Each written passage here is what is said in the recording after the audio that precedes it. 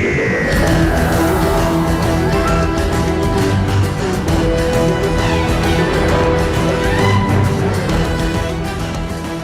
everyone, welcome back. It's me, Ant, again, here to talk Doctor Who. As ever, I'm joined by the indomitable Mr. Barry Nugent. How are you doing, sir? I'm doing well. I was going to start by going boom, boom, boom, shake the room, tick, tick, tick, tick, boom. But I thought that might have been too on the nose. I was just going to yell boom really loud. And yeah, I've already done it. So we should really, discuss these kind of things before these cold opens and what we're going to do, Cold opens, look at us. Because we're pros, man. We're the professionals. Uh-huh. Been here since, 2006? You've been doing this kind of stuff for it? Yes, yeah. And apparently you've gotten no better. I like to say you peaked early and rolled with it. Rolled down the hill. Yeah. So yeah, hello again. Welcome back. We're here to talk Doctor Who again. We are again. Again, and this is episode 3. Boom. I'm not going to shout because Cara might be going to bed in a sec. I don't really want to shake her up. Yeah. Or the room. So yeah, I mean, I guess Stephen Moffat's back. We'll do a little bit of blurb and go from there. Yeah, sounds good. Caught in the middle of a devastating war on Castarian 3, the Doctor is trapped when he steps on a landmine. Can he save himself and Ruby, plus the entire planet, without moving? Apparently he can. Obviously he can. There's more episodes in the series. But beyond that, can he? So what your should we go at overall thoughts first, or do you want to step through sort of like beginning to end? How do you want to tackle this one? I'll give my overall thoughts, then we can get into it a little bit. Cool. How does that sound? Yeah. So my overall thoughts were there ends my overall thoughts. I thought for a minute there was a fly in the room. You're trying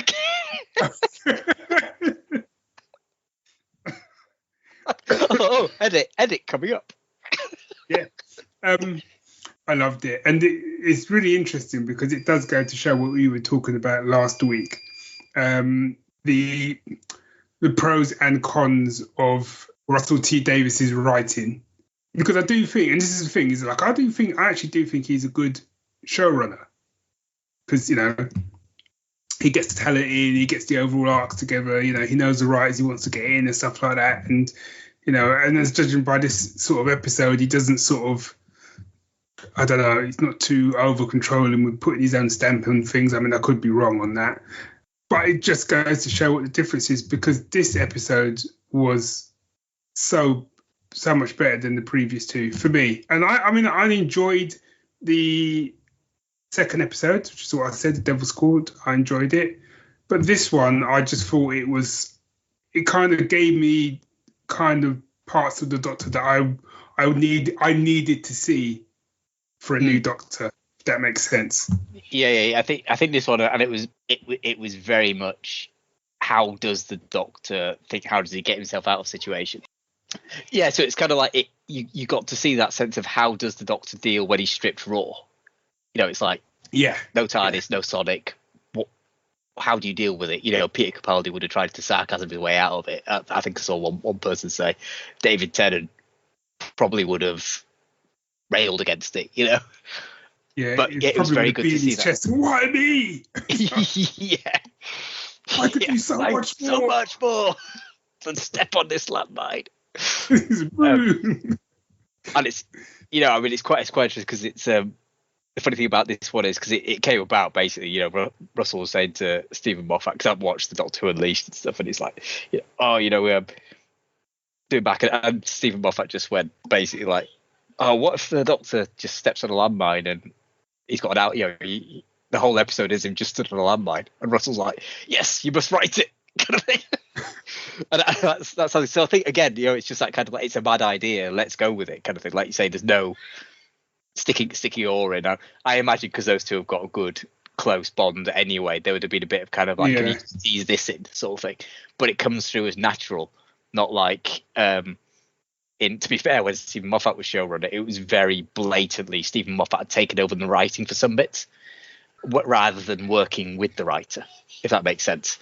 And yeah, no, so overall thoughts, yeah, again, I really enjoyed this one. Yeah, there was things that I'm like, really, are we going with that, are we, and whatever.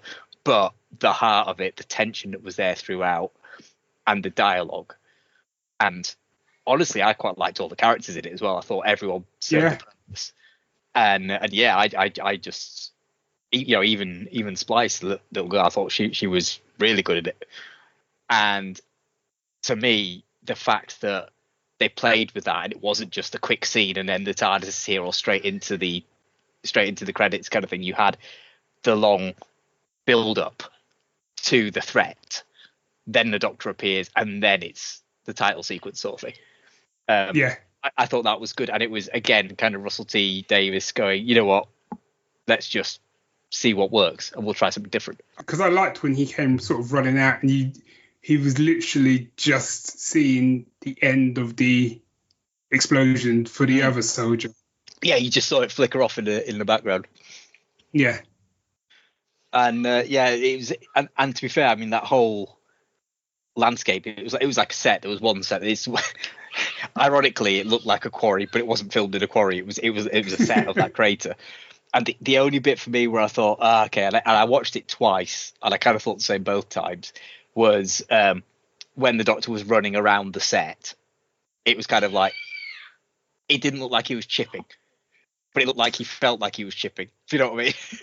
Yes, no, because I've seen it. I watched it a second time just before we started, and that's one of the bits that I was a little bit not nitpicky because I still enjoy. You know what I mean? It didn't really take me out of it, but it just looked odd. It was clearly, I think maybe from the top, there's a sort of top down shot of him running, and that's clearly like a CG shot. I'm guessing.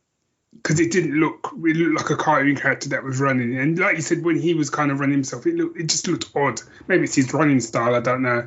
Yeah, it looked like Barry Allen in The Flash, when he's just clearly running on the spot. Yes, it looked like that. Yeah, and that's what I wondered if, like, well, obviously they're not on a planet, so and sometimes that is the advantage of actually, finding a location which you can make into an alien planet. Yeah, I think the reasoning for not doing was obviously in Wales, especially, you can't trust the weather to be consistent when you're literally on one set, with basically the shooter stood there in one pose for almost the entire thing, and that's how many days of filming. But I thought they did a really good job. They did as well, and again, it's the Disney money coming through, so they had the set, but the vista, so that the background of the planets and stuff. Yeah, that was just a massive screen. So it's like how in like the Mandalorian they've got they call it the Vision or the so it's basically like a big dome and the scenes projected on it. So the actors are like they're on location when they're not. It was that, but just in a wall basically, and it really worked. I thought it was beautiful and seamless, and the fact that the lighting director had got the lighting spot on to match as well. It was just chef's kiss on the production values. And because even the bit when she was sort of trying to help him and then the smoke was clearing and then she was looking and he was kind of like, oh, I'm so sorry, it's the first time you've like been on another planet. I thought it was a really nice little scene, I think. And the other thing as well I thought they did really well, especially knowing it was just the one set, was those shots where you can just see the ambulance in the distance.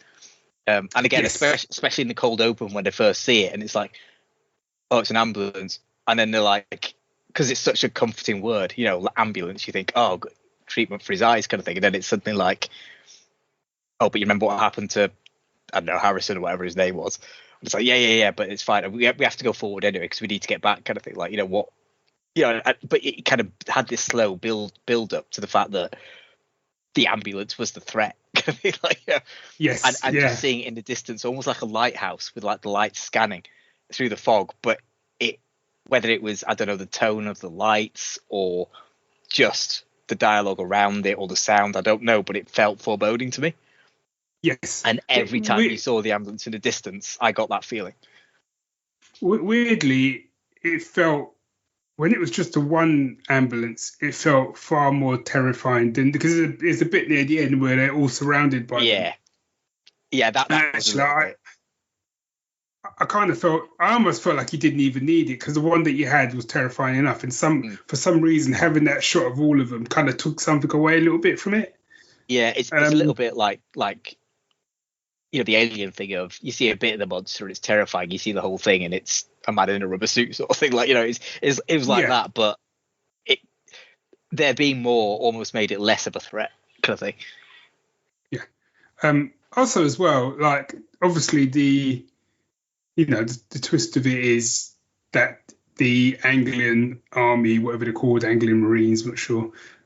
I keep wanting to say Anglian Windows, but it's a whole different thing.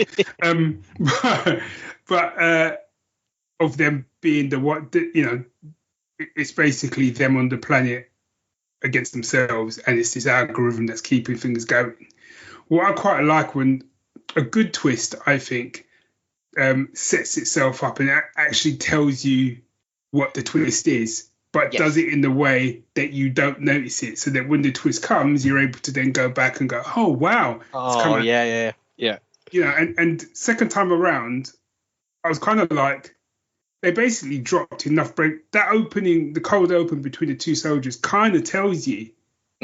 It's like, some people think they're in the fog and all that. Yeah.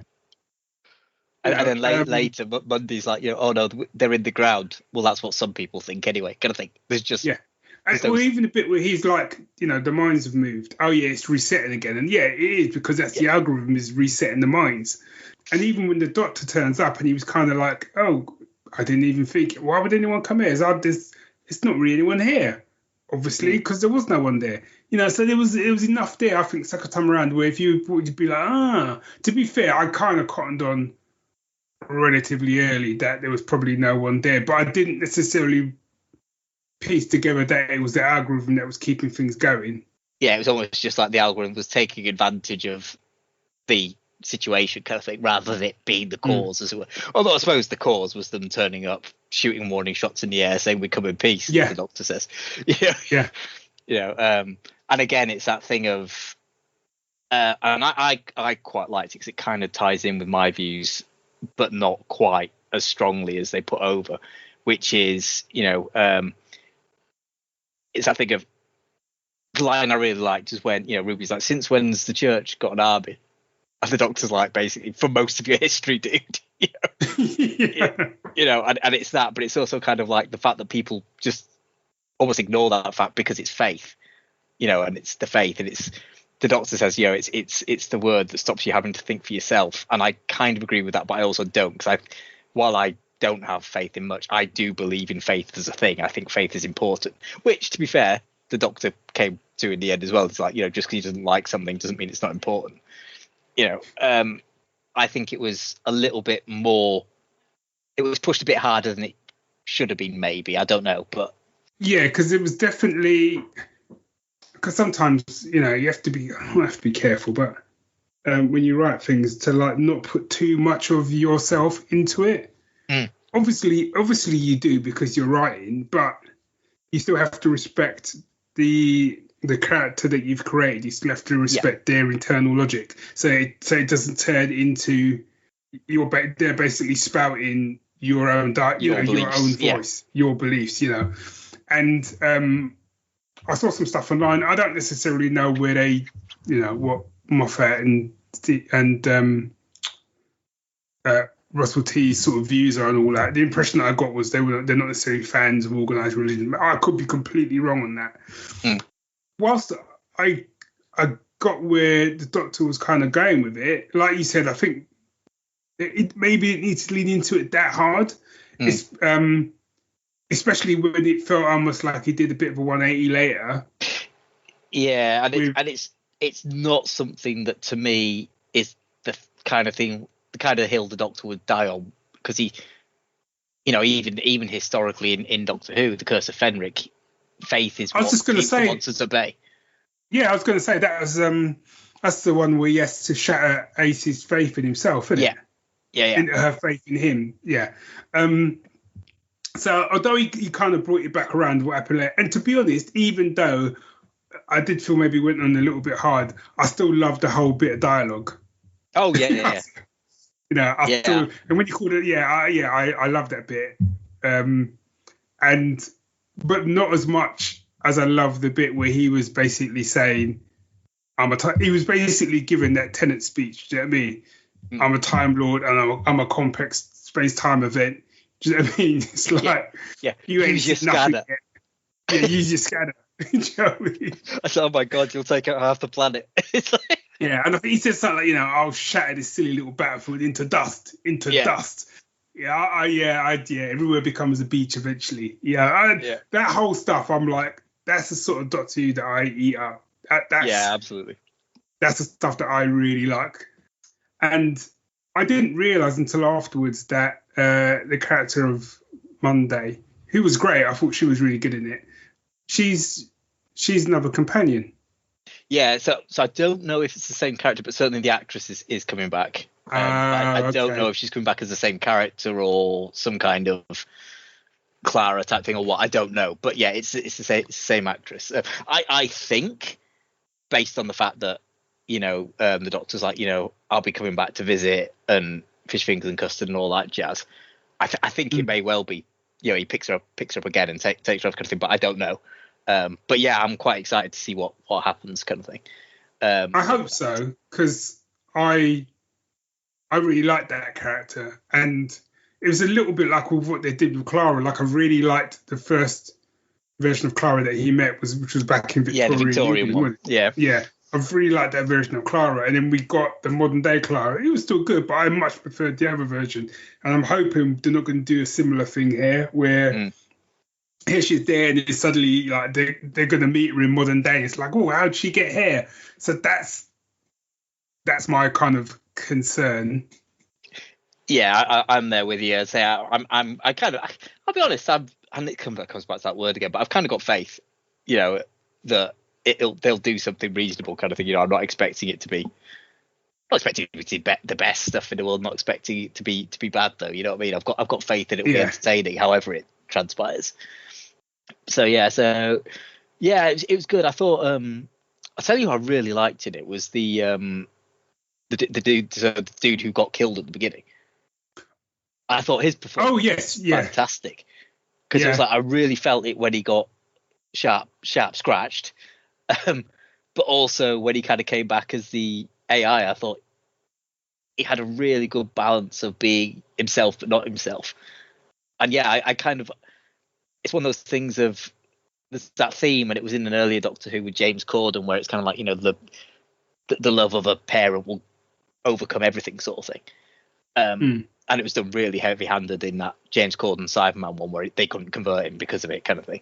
But here it was done a lot nicer, where basically it's kind of like he's got enough of himself left to beat the Villengard protocol, kind of thing, and hack the system from inside.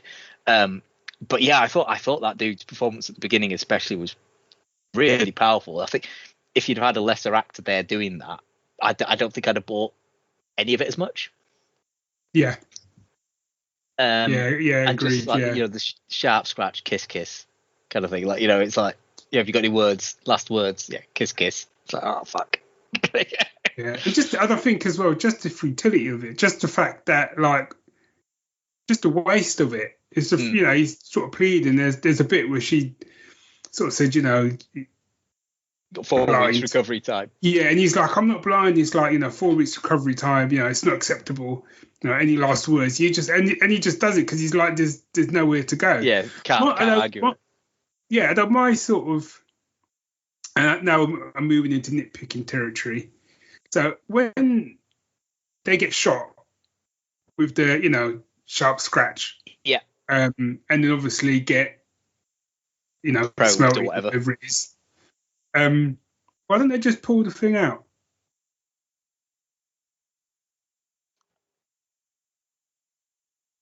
Yeah. So I was literally scrabbling for some kind of vague logic there. I guess it's that thing of faith in the system, faith in that you're doing that you're fighting for the right reasons, isn't it? And it's like that they're doing it for the right reason. I guess. Yeah, but again that's speculation. Again, might be fine. Maybe if it was he who don't have a child, but his daughter was, given the fact that his daughter was in the camp, and he knew his daughter was going to be left on her own. Yeah, okay, there's other people around, but do you know what I mean? Going to be left on her own and stuff. I think that might trump it, especially given what he then does later on. Yeah. No, I get that. I say I'm literally just trying to scrabble for a reason. So I just wanted. Yeah, or even if it explained, like, attempting to remove the probes will result in your immediate termination or something. Yeah. So, yeah, or even if he tried to do it, even if he went to reach for it and he kind of got a shock or something, because you can't actually pull it out. It just seemed, I don't know, for me, it just, that was a bit, I just kept thinking, why didn't they just, at least with the doctor, it was like he couldn't do it because he couldn't move. Yeah. But yeah, it just seemed weird. But again, like the bit where the other guy gets killed and you don't realise, or Munda doesn't realise straight away that he's been killed. I mean, that's harsh. Yeah, I thought again done really well, because it was off camera. You just had an explosion. It was off camera, and then his voice was just machine tinted. Like no, so you could tell, and they didn't show it either. They didn't show him as a hologram until she realised, but you could hear the tone. You could tell, yeah. And the one thing I did think that was much quicker than everyone else's kind of thing. However, it was for that shock factor kind of thing. And again, it's end of the day, it's fiction, isn't it? It's drama. Yeah. It's not the rule of cool as such, but it's the rule of this may not be quite internally consistent, but actually it works in the moment.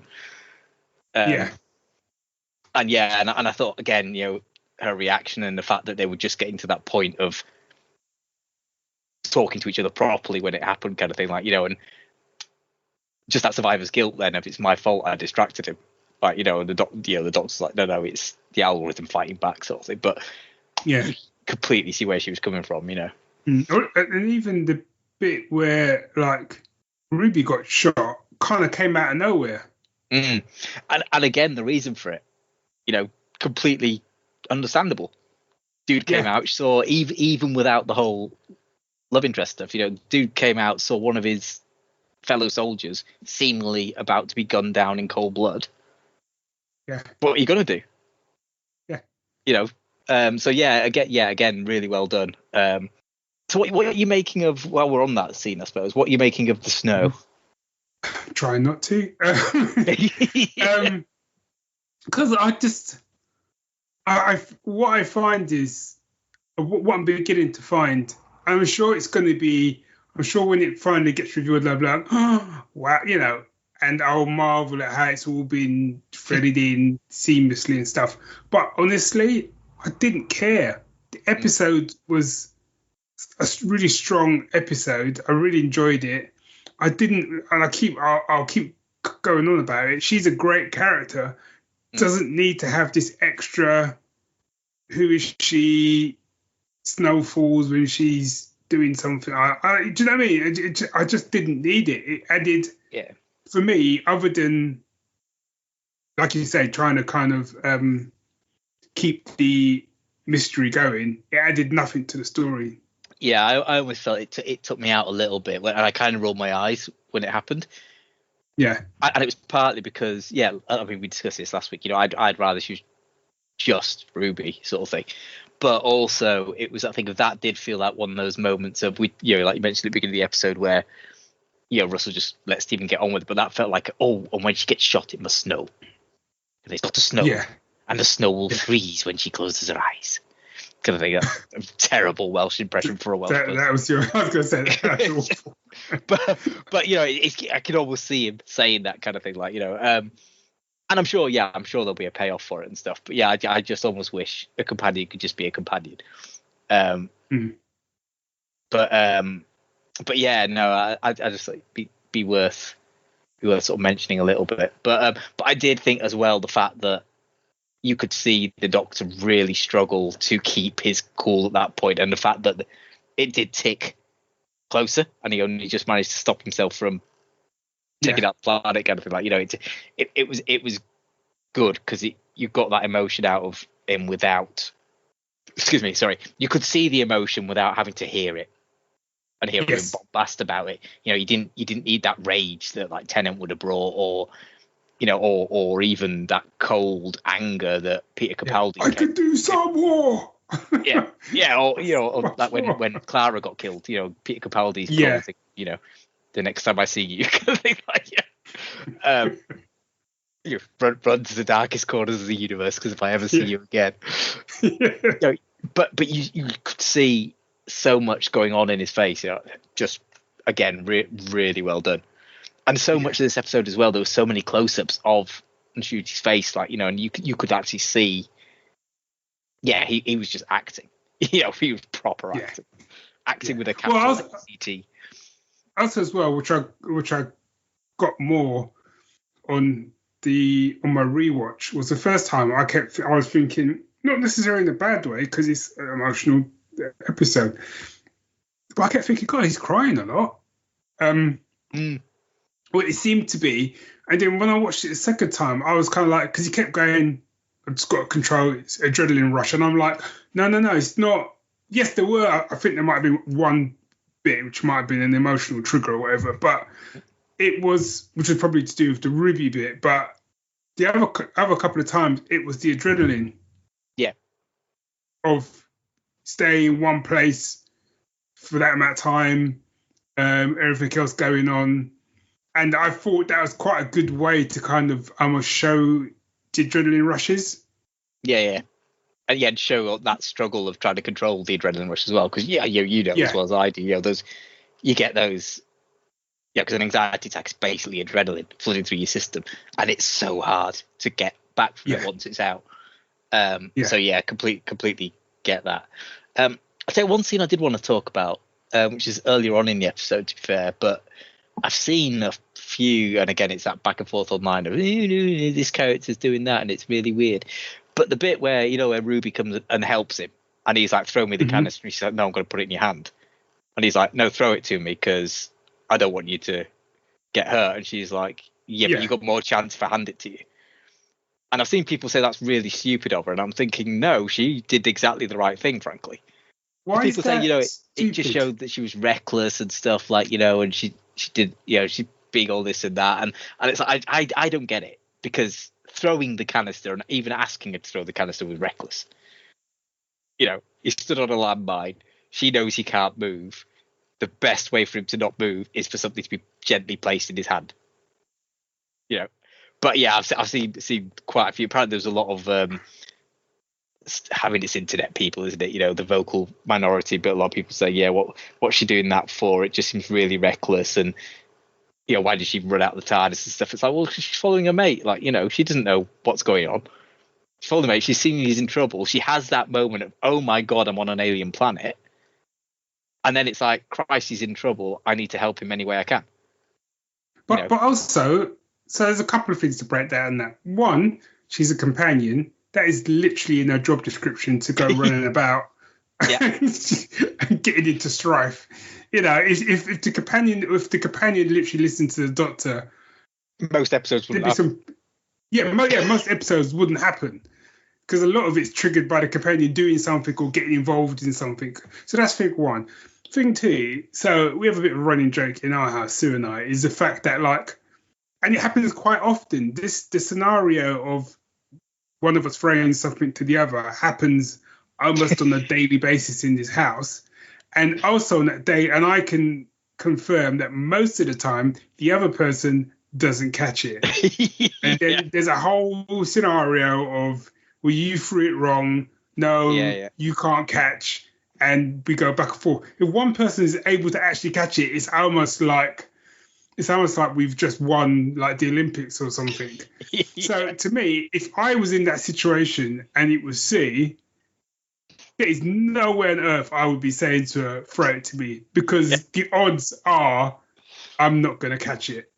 I'm going to die, and I'm going to take half the planet with me. I'll be like, you come over here and you hand it to me.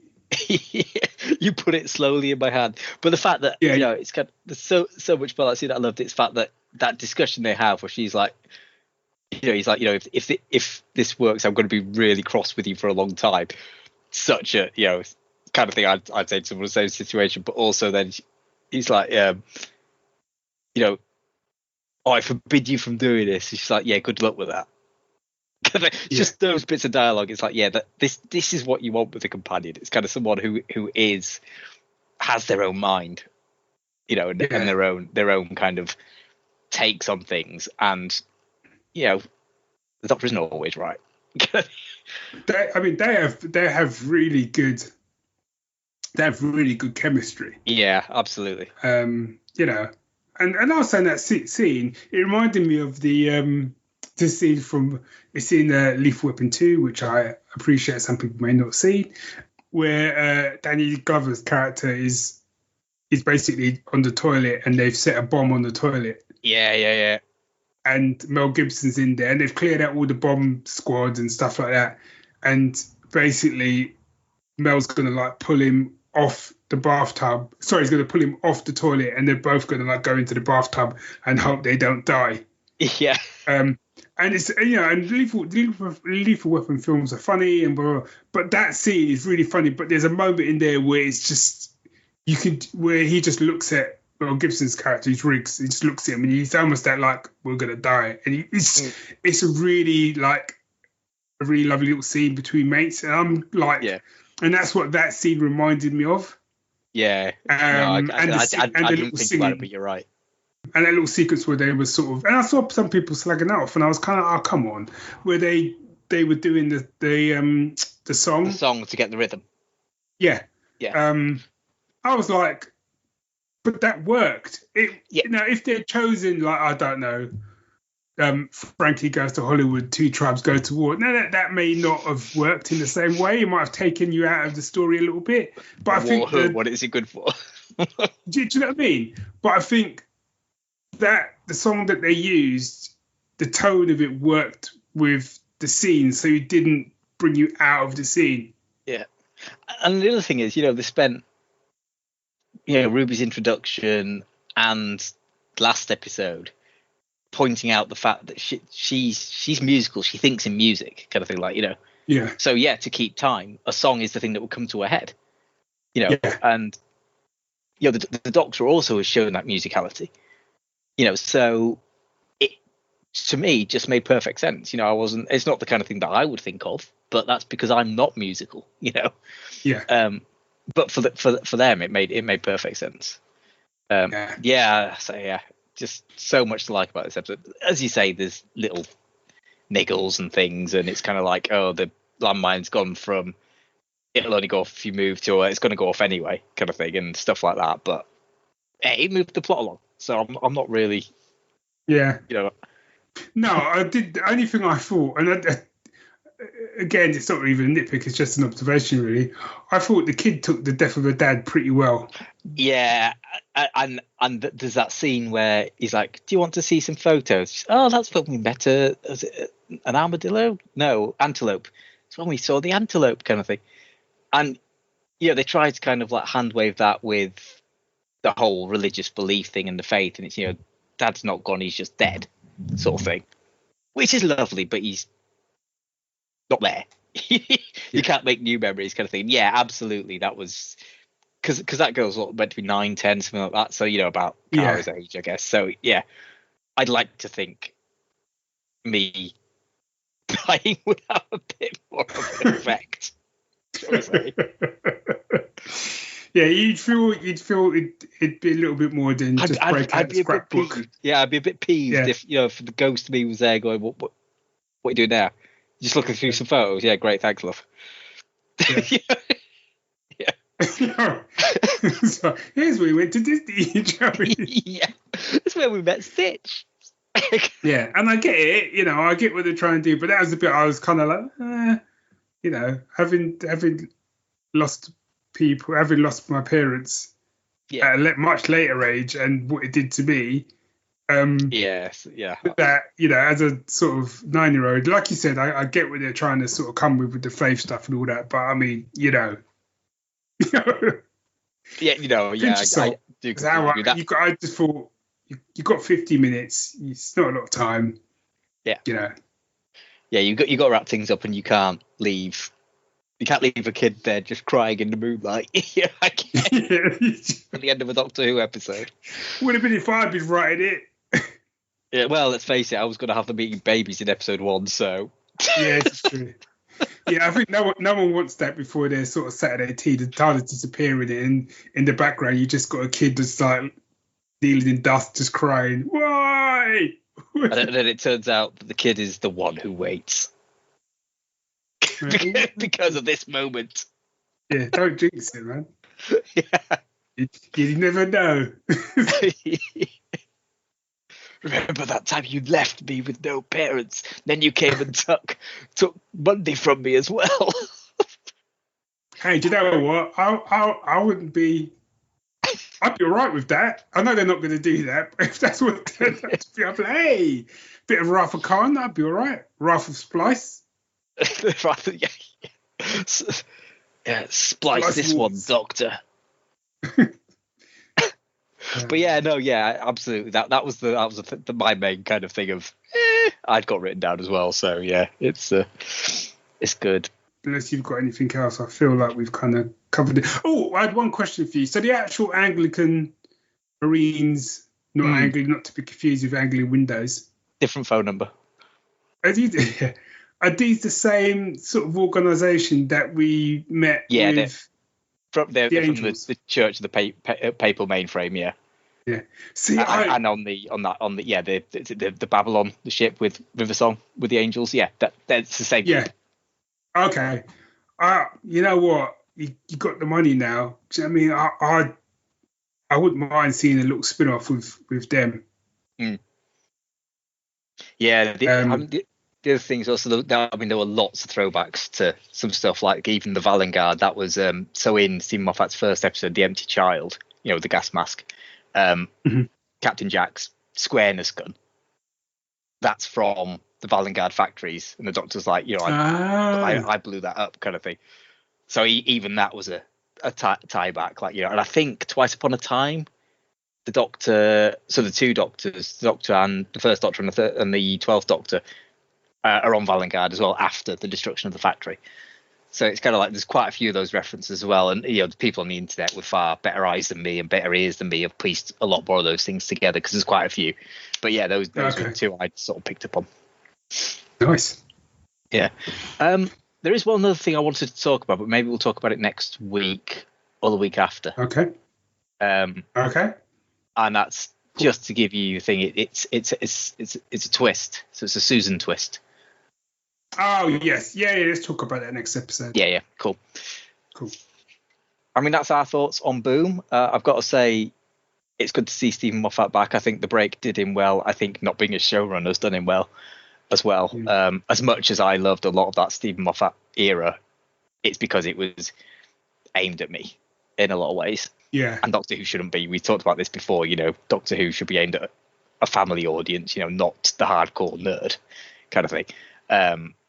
But this episode, it's one of those ones similar to Midnight that you could just point to and say, this is an episode of Doctor Who that you can watch standalone, kind of thing. Like, and it's a good showcase of Doctor Who. So yeah, I absolutely love this one. Yeah, cool. So that's us for another week. We'll be back next time with 73 yards, which is not the restraining order that Millie Gibson has against me. Honest Gov. I've never met the woman. That sounds far worse than it was meant to. It was meant to be funny. It didn't come out. It came out creepy. No, and slightly sinister. Yeah. Maybe I'm the one who waits. So round us up, B. We hope you enjoyed the episode. If you did, if you've got any thoughts, any questions, you can drop us a line at thegeeks@geeksyndicate. Is it?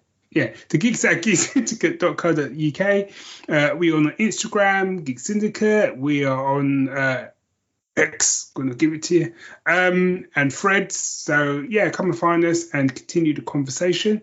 If you want to support the show or the podcast, you can do. You can buy us a virtual coffee on Ko-fi.com, or you can become a patron.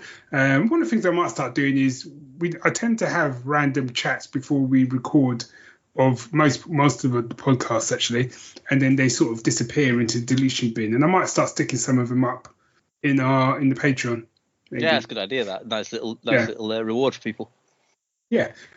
But also, if you've got no spondulix, as we used to call cash back in the day, then you can thank us with word of mouth.